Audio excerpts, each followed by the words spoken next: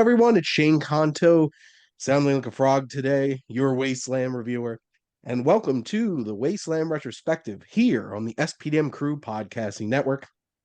And this is my weekly show where my guest and I each pick a film related in some shape or form, or we do something special like this episode where we have three films, one trilogy, 9 hours and 40 minutes of your life, and that is the Human Condition trilogy from director Masaki Kobayashi. And joining me for this journey is my friend Luke. Hello, and who else would, pick this than me? But I'm so appreciative that Shane said, you know what, let's do this. So thank you for making my dreams come true, I guess. There you go. Now, this sounds like a Jess pick, a 3.5 hour Japanese Okay. film for sure, and then two other 3 hour films on top of Yep. it. No, this is quite the feat in filmmaking for sure. And it'll be interesting because so much of this kind of like flows together Yep. in one giant narrative. hmm So, but I do think that the first to second film are distinct Hmm. in terms of like there's more of a divide of like, yes, I know exactly where this splits Yeah. versus the second and the third one where it's it's all war. So if Yeah. I get anything mixed up in my brain fog state, I apologize. But That's actually my first question. Did you watch? I'm guessing you watched it like the same as we because we have two versions. There's like international version, which is three movies, or there is a like a Japanese miniseries where like the disc I had was so basically ooh, we'll split it for you into six parts. So like it's each is like roughly hour and a half. So I'm guessing you also watched interesting. just like three like the international ver that's what they Yeah, because call it. I watched the Criterion versions on the Criterion channel. Yeah. So it was split into Mm-hmm. No Greater Love, Mm-hmm. Mm-hmm. Road to Eternity, and A Soldier's Prayer. Yes. Yeah. But let's get started with the 3 hour and 28 minute No Greater Love, part one. Mm-hmm. So, a Japanese pacifist, unable to face the dire consequences of conscientious objection, is transformed by his attempts to compromise with the demands of wartime Japan. But Luke, what are your general thoughts on leg one of this journey? So the leg one is a very long leg. Yes. It is the longest of them all. Hmm. It definitely feels that. However, so like maybe a spoiler alert, this trilogy for me is definitely, increases as it progresses. So I think despite me saying this is the weakest, I would still say this is very firm like because there's so much going for this movie. So it's very firm like. I cannot do it any higher. Like, so because we will talk about it, but there's a few things I have. So what about you, Shane? I guess if we're thinking about ranking them, hmm I think this was my second, and then the second was my third. And that Uh, last one, yeah, yeah, that last part was something. We'll get yeah. there. hmm I do think that the biggest issue that No Greater Love has is that I think this could have easily been shorter. Like there could have been places where you could have tightened this up. I don't hmm think like this could have been roughly the same length as the other two, and I think it would have been perfectly fine getting hmm across what it was trying to get across. hmm hmm And you know, you have this strong central performance, this man who, you know, wants to treat other human beings like, human beings. What a And concept. and this is very interesting because this trilogy shines a light on like so much of World War II history is about how horrible the Nazis were and all the hmm horrible things that the Germans did. hmm But let's be frank, the Japanese did some really bad stuff too. Well, And they it's were just their that allies. Yes. Yeah. But we don't. I don't think we. And this is going to sound very blunt. I don't think we learn as much about that because Hmm. they did it to other Asian people. Well, the way they entered the World War II is Pearl Harbor. Yeah, So I think we talk about that we as were far just as like like, not our main, problem until yeah, like they mainstream until they history. That's I think that's the oh, Japan was evil because Pearl Harbor, and then you learn from this movie actually besides look at everything else they've done to like Korean people, Chinese people, people. their own people, like Well, that was the thing because the world was just letting them do it. It wasn't until they attacked the United States that the United States was like, oh, wait a minute. So like you see these very inhumane treatment of the Chinese people because Manchuria was a very specific mhm, conflict for like years and years and years and years, the Japanese and the Chinese fighting over that land. And I'm really impressed by this central performance from Hatsuya Nakadai, who, like, this is 9 hours and 40 minutes of film. He mhm, has to bear the weight yeah, of this and carry this whole entire trilogy across. And I think he is fantastic. mhm, I think his performance, and we see it evolve or, devolve throughout these mhm, films. yep, He's very passionate in this. And this is the type of film where it's just like, it could be very easy to be like, why are we wasting all this time on romance with his wife and stuff like that? But there's a humanity and a connection and a beauty between their connection. mhm, And that's what makes that final shot of this film so powerful. As they're like running towards each other with the camera panning across those hills and stuff like that. mhm, I'll have to say something that really stood out to me about this first film. Those last 30 minutes, Kobayashi goes hard. yeah, Like filmmaking wise, he starts throwing out Dutch angles and these camera pans across and there's some very striking imagery. You just see these like ravaged dead bodies and the camera just holding on them and you're just like, holy shit. mhm, mhm, Like it hits. And he does even even though you have to get through 3 hours of movie up to that point, it's gonna grab you in those mhm. last 30 minutes and drive that point home for sure. Yeah, just 100%. So just to piggyback off of what he said. So first of all, Tatsuya Nakadai. Yes, I don't think he's ever lets go, like, or his performance ever dips below a certain level, and he is phenomenal across all three movies, and he needs to be, and he is a big reason why this trilogy works the way this does. Also, he only died last November, What? last 92. So he better be in an Oscar in memoriam fucking segment for this year. Like if they omit him, like this giant of Japanese cinema, because like if you look at his filmography, he's continued to act ever since pretty much he died, Yeah. and like some of the greatest movies. So like he better be in that fucking Oscar reel Academy. Yeah, Like he was working up until 2020, which is exactly. wild. Yep. But so like to your point and to your point about the love story, that actually wasn't even my like quote unquote negative. Like I loved that I loved Yeah. that love story because like the scene where he comes home. I don't know if it's like a middle of the movie or something. He comes home like beaten down and like like almost broken, and his wife, this cutest little woman you've ever seen, is so happy about the egg, and like he cannot find the joy because he's been so like like put through the ringer and all that. And then he slowly, and because of his wife, he slowly remembers to enjoy life eventually, and he apologizes to her. I thought that scene was great.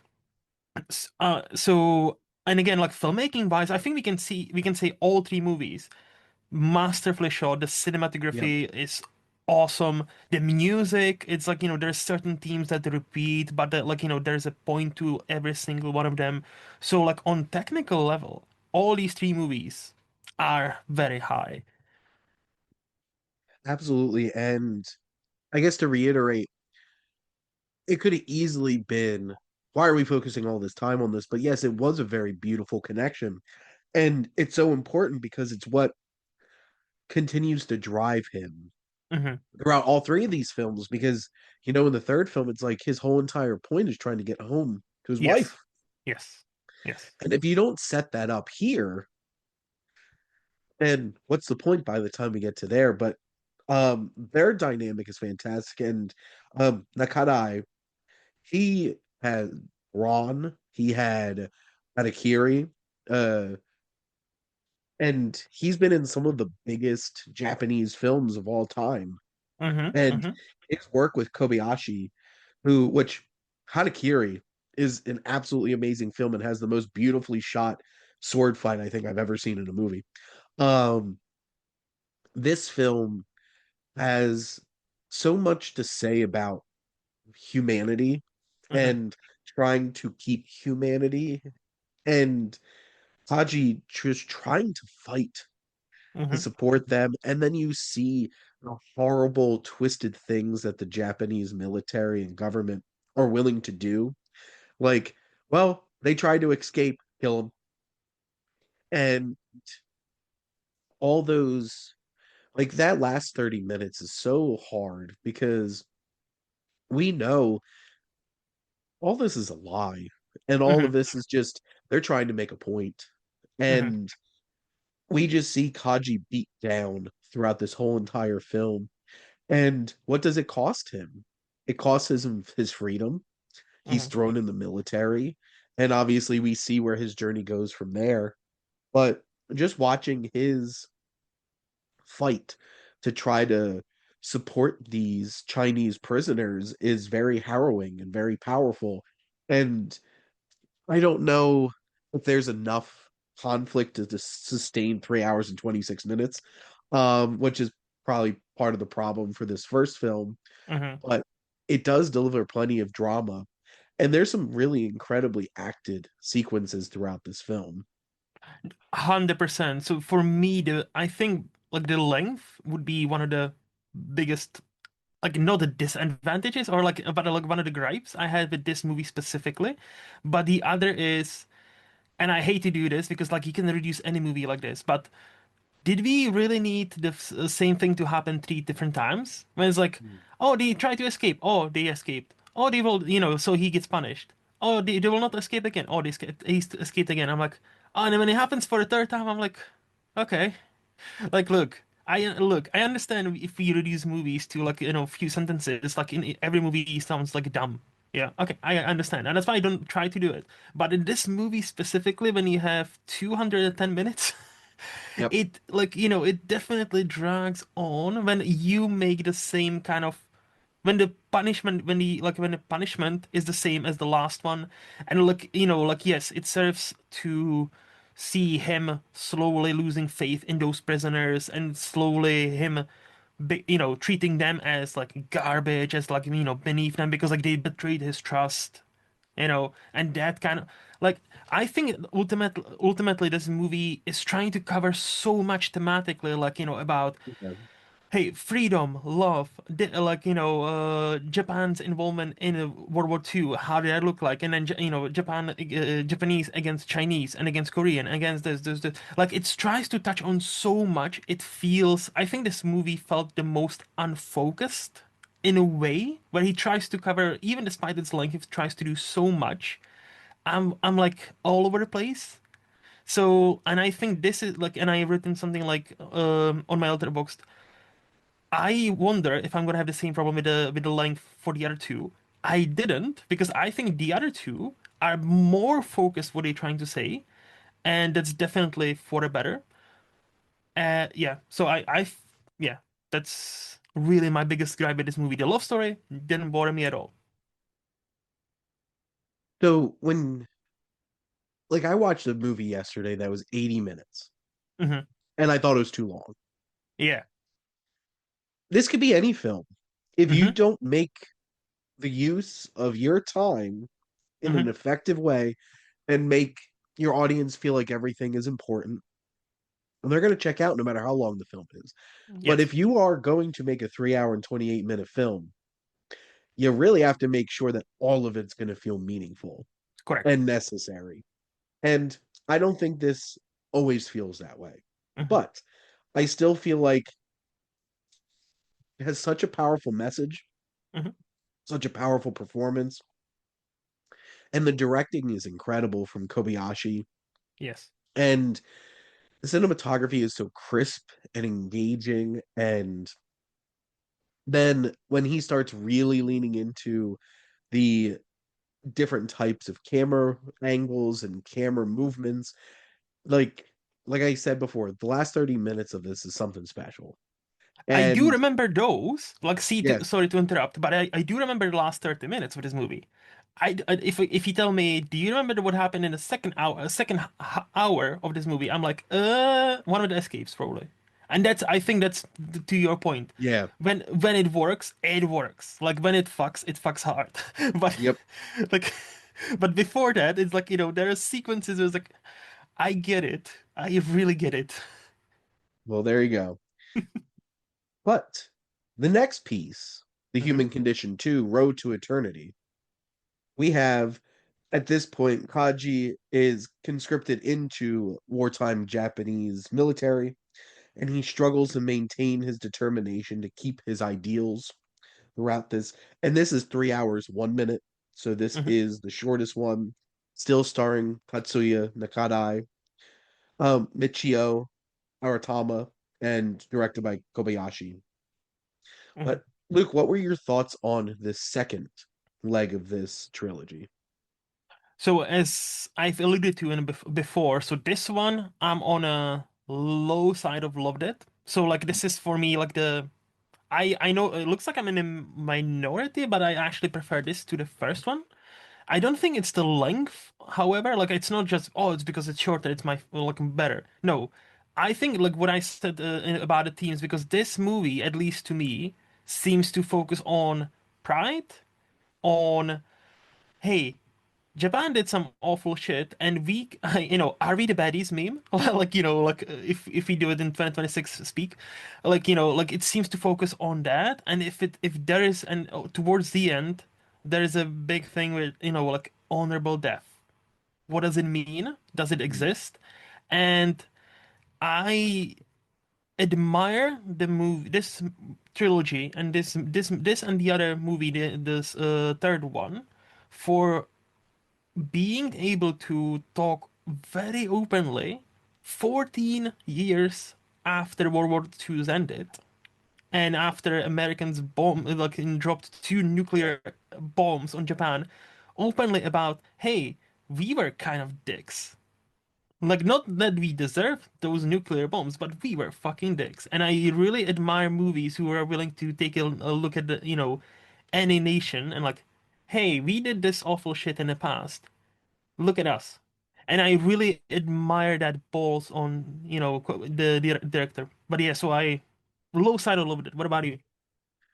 Well, and that's a very interesting point because thinking about it's artists that Hmm. wind up putting a mirror up to society and being like, But I this don't think you're early, very good. this And early, damn. yeah, and Kobayashi coming in there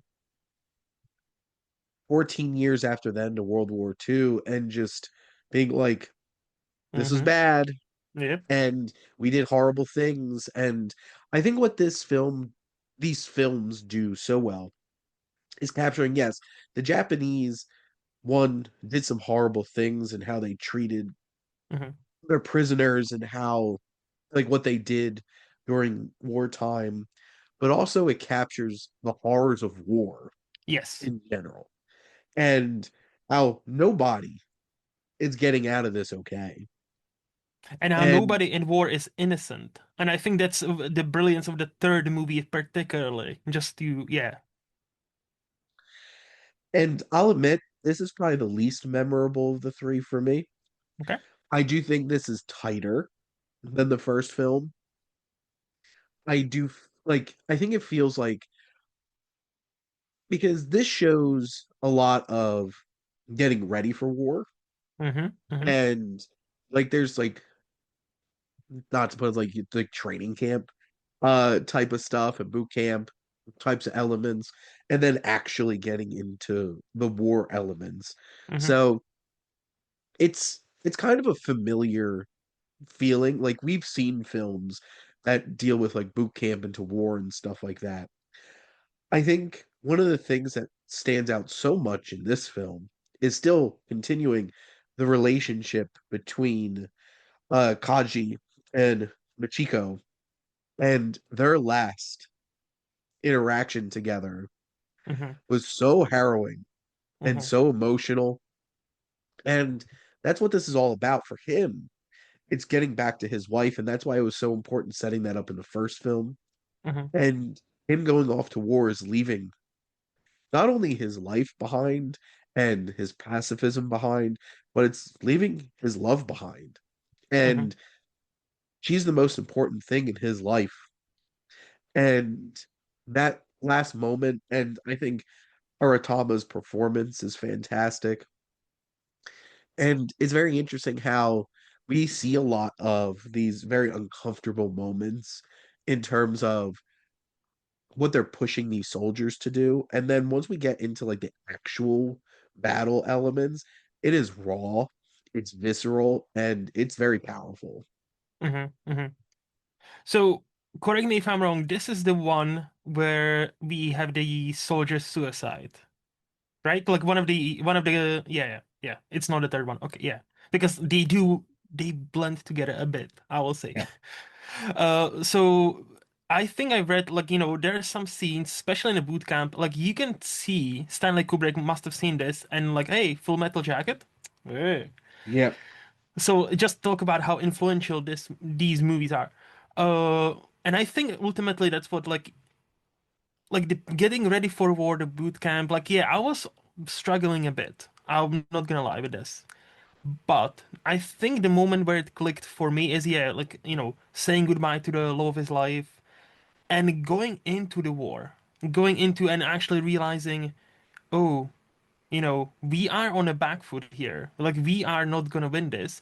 But the national pride, that, everything that does, everything that Japan as a nation is great about, it's also their biggest downfall is that national pride. I'll leave it at that, and it applies today as well. If you follow any news at all, that is still the case.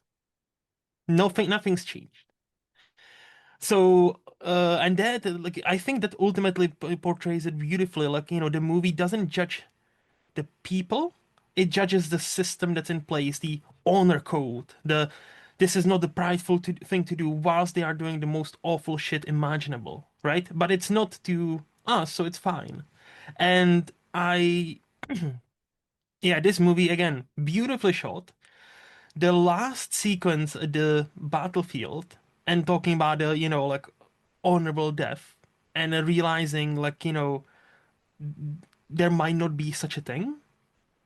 It's again, it is. That's why I think like that resonated with me a bit more than the previous one, because I feel like this is the like if it wasn't for a third one, this might be the best exclamation anti-war movie. Like, like how, again, there's no innocent people in war, and no matter what you do, that you will be scarred by it, and no matter what you do, you will never leave war behind, right? Yep. And so I think, yeah, if it wasn't for the third one, this would be one of the best like anti-war movies I've ever seen. Not just Japanese, not just black and white. Like this is just, yeah, like the last, I think because of the last 30, 40 minutes, I really, that struck with me. Some of the things that really stood out to me, there's a couple of sequences in this. There's that one sequence where there's just flames and smoke and this like marshy Mhm. area, and one of them trying to, escape. Yeah. One of the soldiers running off, and then Kaji is chasing after the one guy chasing after the guy running away. Mhm. And that scene is so thrilling, how it's shot. The setting is so interesting and dynamic. And then you have that like almost suffocating, almost drowning in those marshes and stuff like that. That whole Mhm. sequence was incredible. Something I noticed is I don't think John Ford would like this. There's so many horizons in the middle of the frame Yeah. throughout this movie, but they look so striking Hmm. in the way that they do it. And that's the thing. Because have you seen Harakiri? Yes, we talked about it. We did talk about it. I'm trying to remember if that was this version or the No, previous that was version. the previous. Like it's This been, version, like, to be fair, it's been like 2, 3 years. So I don't. I yeah. remember. I understand you don't remember because you do so much. I couldn't remember if I talked to you about it or if I talked to Rowan about it. And now I'm realizing I talked to both of you I about it. think you did Yeah, mention that. I did. Yes. I did two separate podcasts.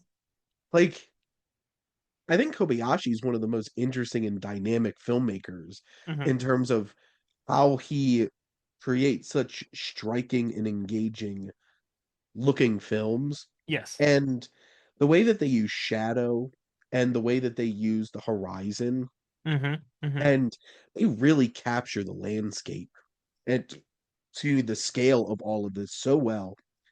And like I'm just looking through the stills on Hmm. IMDb for this film, and they're incredible. Like this Yes. looks like an incredibly beautiful film.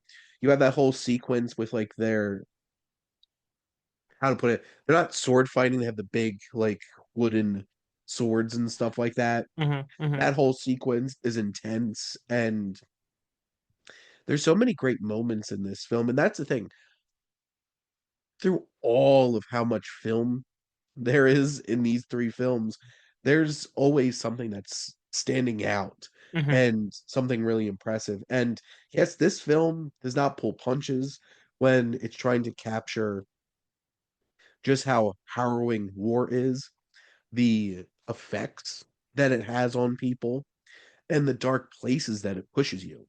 Hmm. And like like you said, that last sequence of this film is really hard to watch. It's Hmm. brutal, it's Hmm. intense, and where it leaves Kaji at the end of this film is such a great setup to the depths of hell that he winds up going to in the last one in this series. Yeah. In our current climate, I never thought I would be so happy to see Russians. Like, hey, I guess the good guys are here. Okay. Oh yeah, Soviets, of course. Yes, because back then, Soviets helped a big time. Yeah, yeah.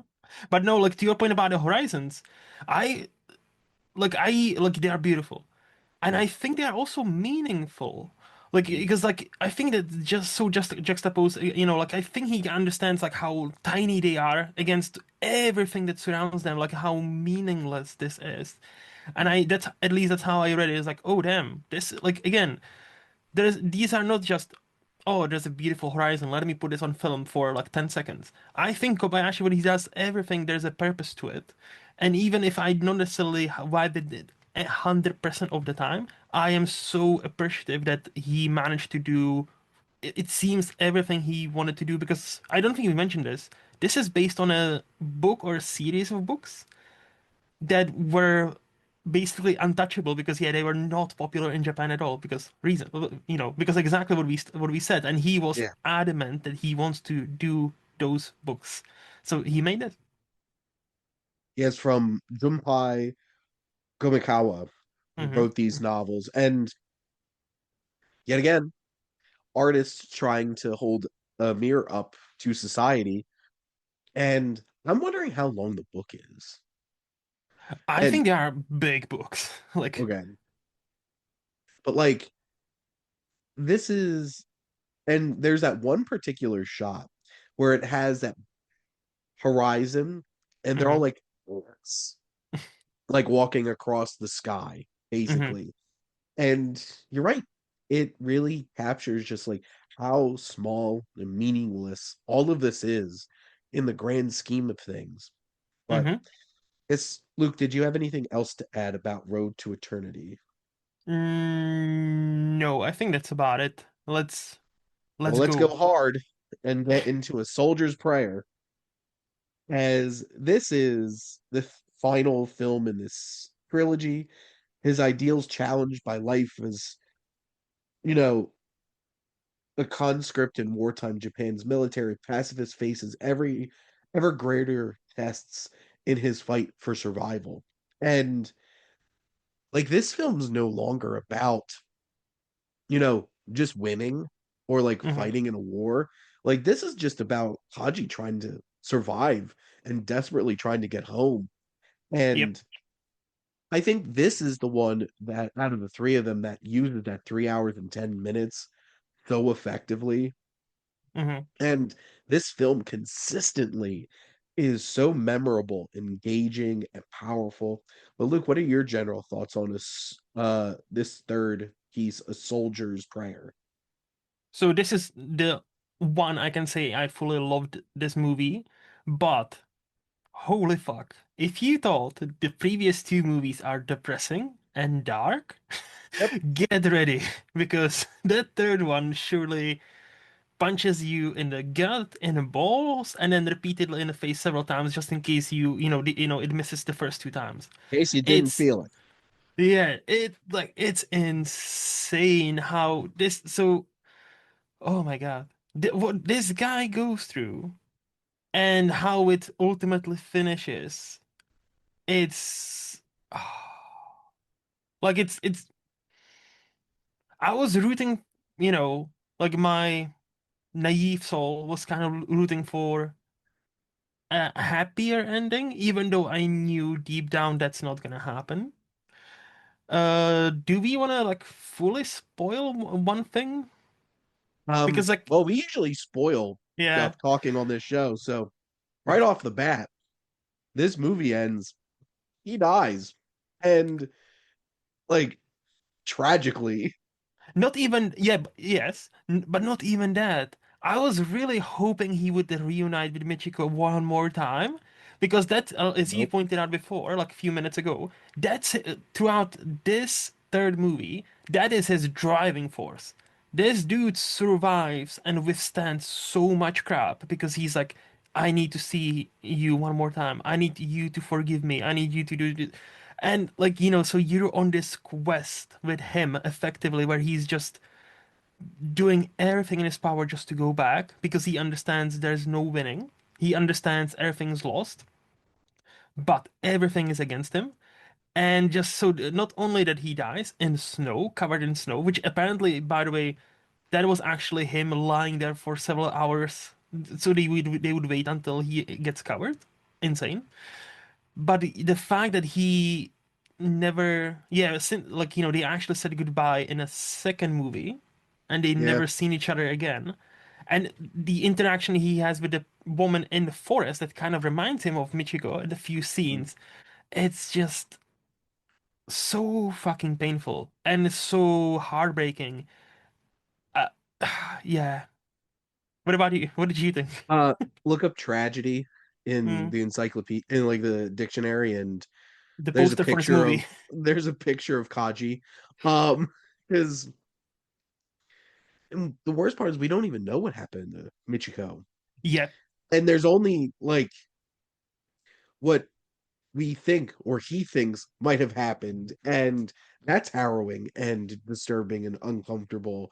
And that whole entire final sequence of this film Hmm. is Hmm. striking Hmm. and just so emotionally arresting. And it's so funny because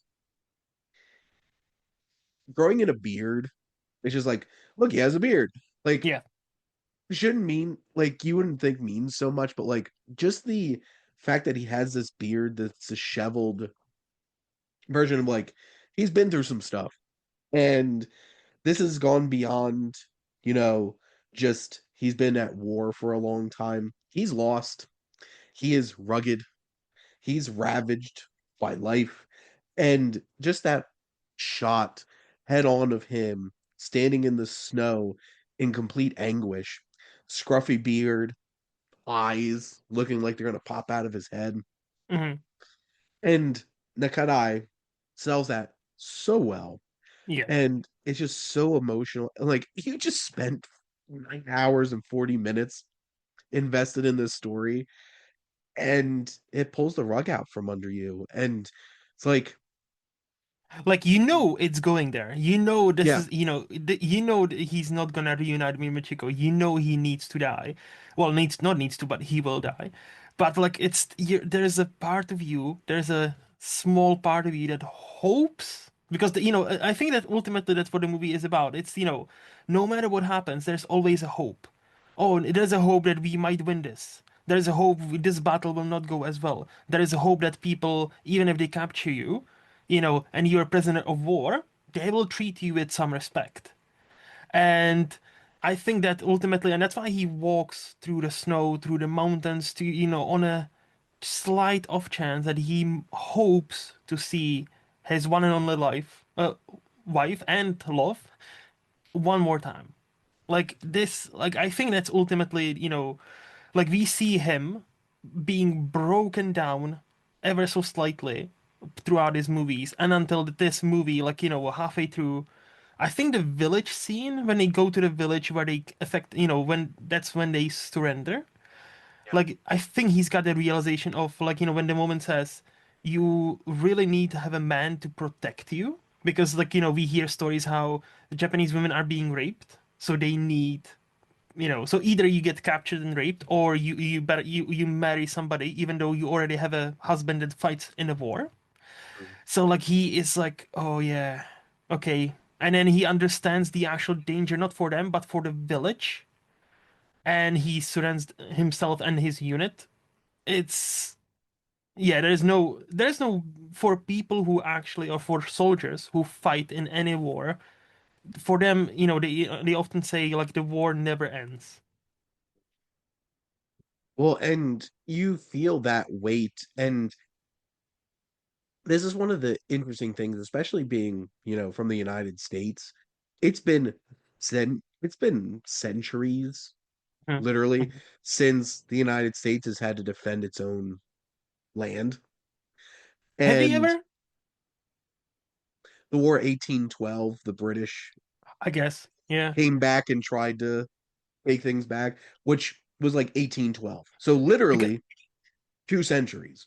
because like I not to make it too political now, but I heard like a great talking point recently about why not all Americans, but many Americans are still fairly great with, oh, let's invite Venezuela, let's do this to this country, because they haven't have to live with the impact of what they do in other countries.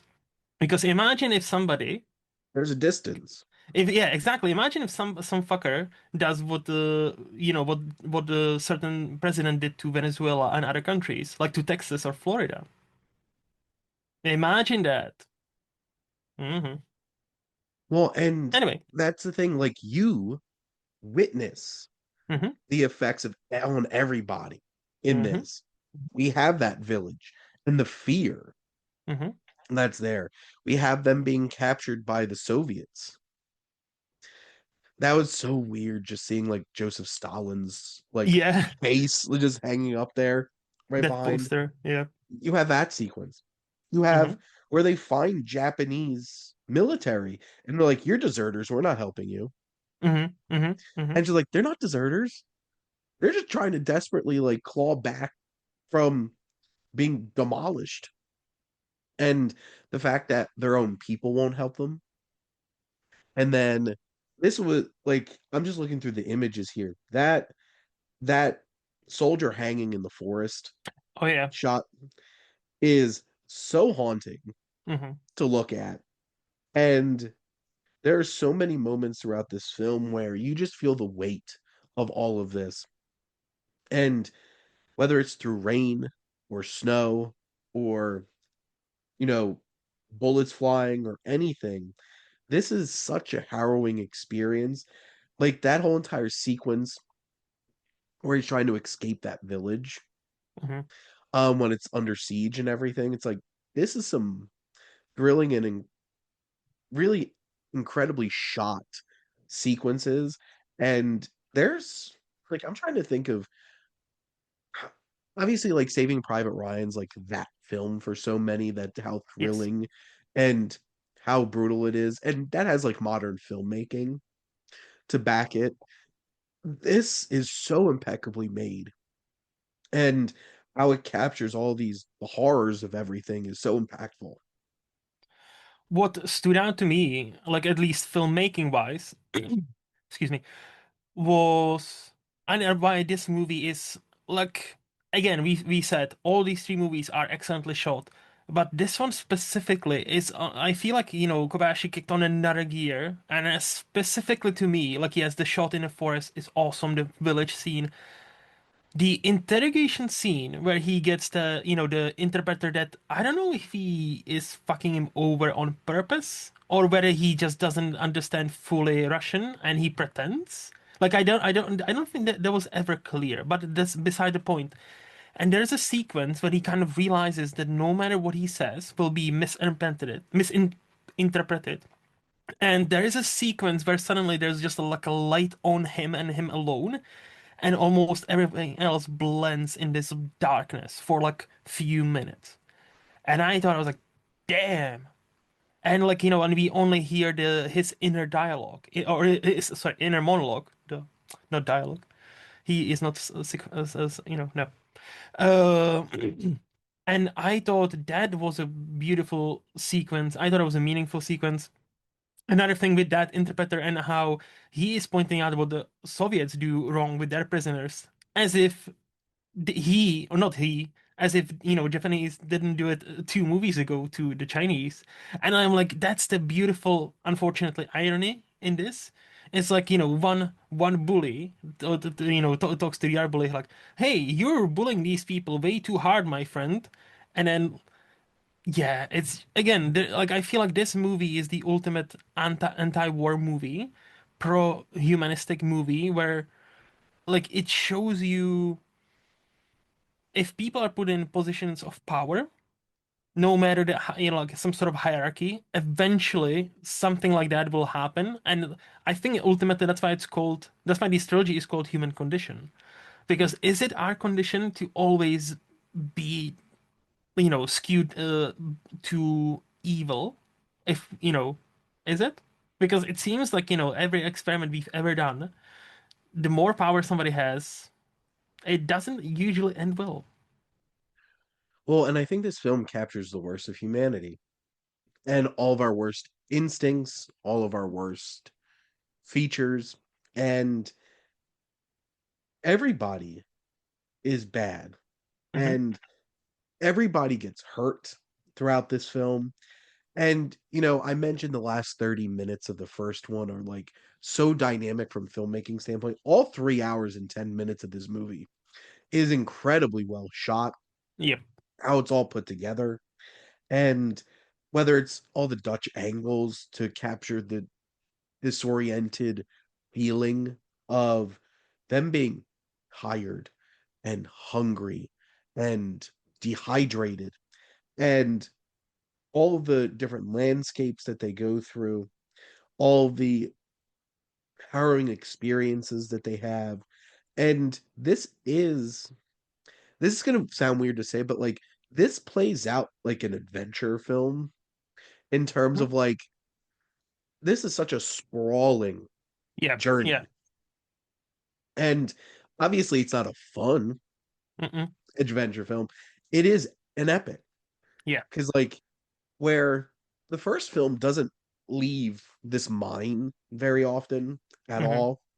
The second film, a lot of it takes place at this boot camp. Yep. This is a journey, Hmm.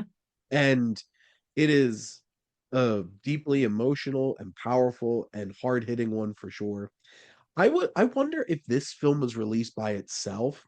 I think it still would be an absolutely incredible film, but it's the two other films that builds up Hmm. all of the weight and emotion that just really reinforces the journey that Kaji is going on. No, 100%. So even despite me, like, saying, the first and second movie could be tighter here and there, I still am glad that I finally watched those. I am still glad that Kobayashi adapted. So I've Googled it. This book apparently is only 383 pages. So I don't know what my dude was smoking, but damn. He was like 300, 400 pages. All right, that means 9-hour movies. Let's go. Well, that's the thing, Luke. If you actually adapt a book Mm-hmm. very closely, Yep. they're going to be long Yep. movies. Yep. Like so many other films truncate things and pull them down, but like ostensively, because I was trying to think about this, like I'm in the middle of watching a two-part chapter one, chapter two film, and like they're Hmm. each 80 minutes. And I'm like, why couldn't this have just been like one 2 hour and 15-minute movie or something if you just like Attention span. trimmed trimmed it down? Like obviously they would have to do a lot of trimming to try to make this into one film, Hmm. but this film I think stands on its own as an absolutely incredible film. Yes. And it seems like, Kobayashi was on some sort of insane run because he did this, he did Harakiri after. He did a movie it's been added to Amazon in the UK called, and the name now escapes me. He's done something beginning with a K. I'm Because Googling he it. only has 23 films. Yes, as a director. Yes, as a Oh, director. Fight On, which Yes. is incredible too. See, and it's also just like I think 1 minute shy of 3 hours. Yep. But It's an I've anthology film. okay. But yeah, I've noticed it on Amazon Prime UK. It's been added for free. So I'm like, you know what?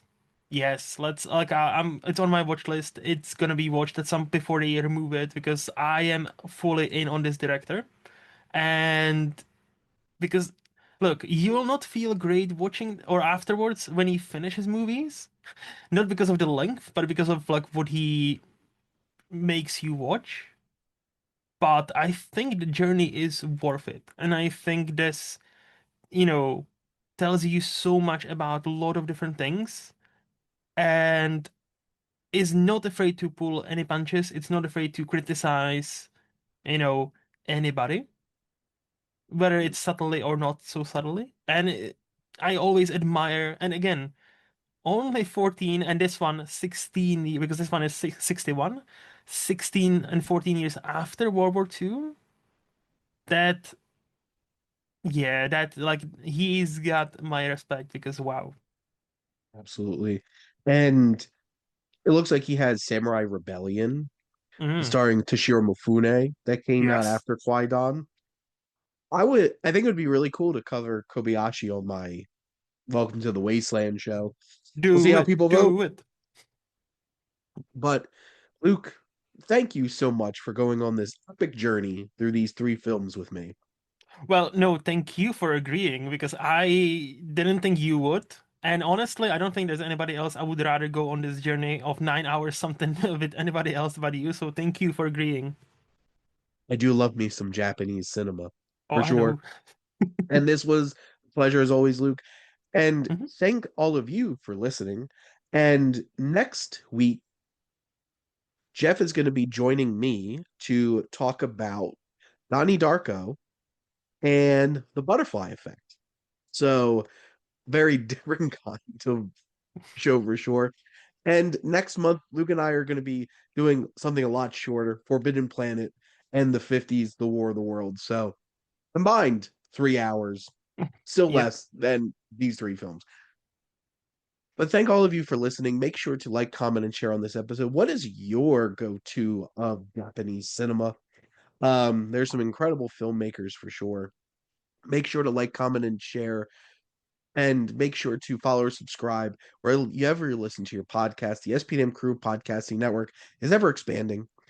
If you want to be a guest on one of these shows or have your own podcast and become part of the crew, reach out to us on our website.